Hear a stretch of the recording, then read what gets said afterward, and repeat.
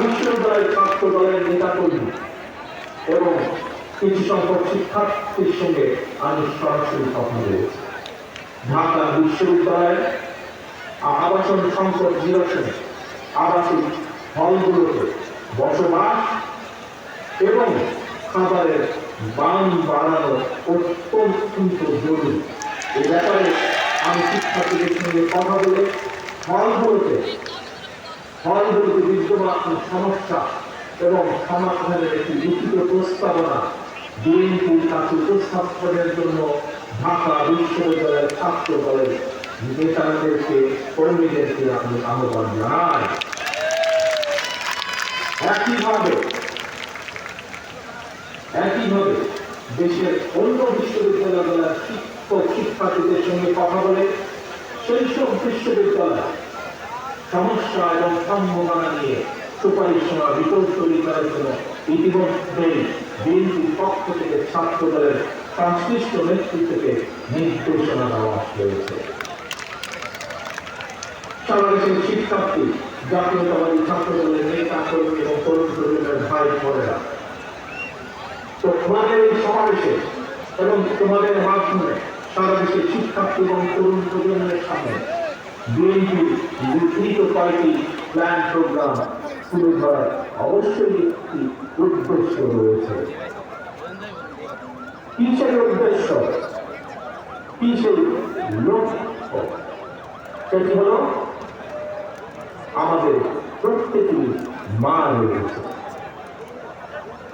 একজন মায়ের চোখে বাংলাদেশ যেমন, অর্থাৎ আগামী দিনে আমরা নবীন এবং প্রবীণ সবাই মিলে তেমন একটি বাংলাদেশ করতে চাই। আমরা একজন মায়ের চোখে যেমন বাংলাদেশ, তেমন একটি বাংলাদেশ আমরা গড়ে দিতে চাই, নবীন এবং প্রবীণ সকল মিলে। প্রিয় ভাই বোনেরা, সারা দেশের ছাত্র দলের নেতা কর্মী, দেশের সকল শিক্ষার্থী এবং তরুণ প্রজন্মের দৃষ্টি আকর্ষণ করে বলতে চায়, আজকের এই তারুণ্য, আজকের এই শিক্ষার্থীরা আগামী বাংলাদেশ, এই বাংলাদেশে চাষিবাদ, পৌরবাদ, চরমপন্থের উত্থান কিংবা পুনর্বাসন, চরমপন্থের উত্থান কিংবা পুনর্বাসন ঠেকাতে শিক্ষার্থীদেরকে অবশ্যই সচেতন থাকতে হবে, সচেতন ভূমিকা পালন করতে হবে, যার আহ্বান এই ভেতরে আজকে এই সমাবেশের সভাপতি সকলকে দিয়ে দিয়েছে। প্রিয় ভাই বোনেরা, দেশের প্রায় 13 কোটি ভোটারের মধ্যে গত 1.5 দশকে ভোটার তালিকায় এ পর্যন্ত প্রায় 4 কোটি নতুন ভোটার যুক্ত হয়েছে। তোমরা ভোটার হলেও বেশিরভাগ চক্র তোমাদের ভোটের অধিকার কেড়ে নিয়েছিল।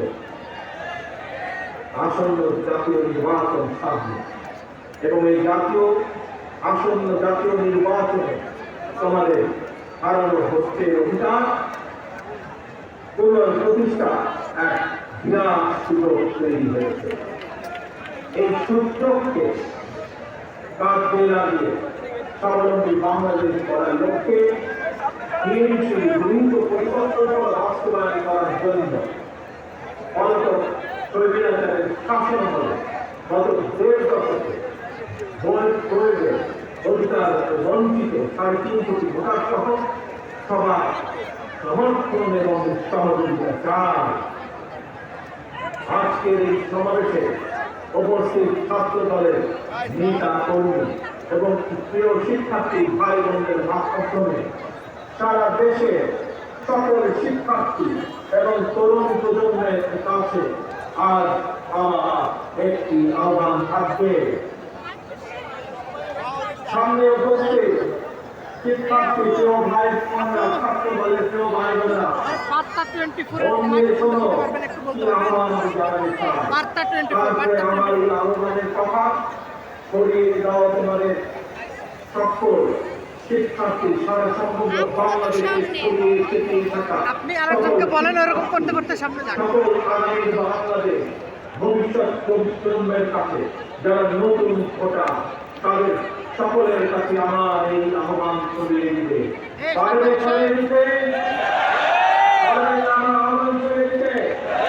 আসো তাদের বললেন কি সেই আহ্বান মনে শোনো। প্রথমবার আমি তোমাদেরকে সেই আহ্বানের কথা বলবো, তোমরা পরে আমি বলা শেষ হলে আমার সাথে তোমরা আবার পরবর্তীতে বলবে কি সেই আহ্বান। তারুণ্যের প্রথম ভর মানে শিখে প্রসন্ন হও। কি সেই আহ্বান? তারুণ্যের প্রথম ভর তারুণ্যের প্রথম ভর মানে শিখে ধন্য হও। আল্লাহ হাফেজ।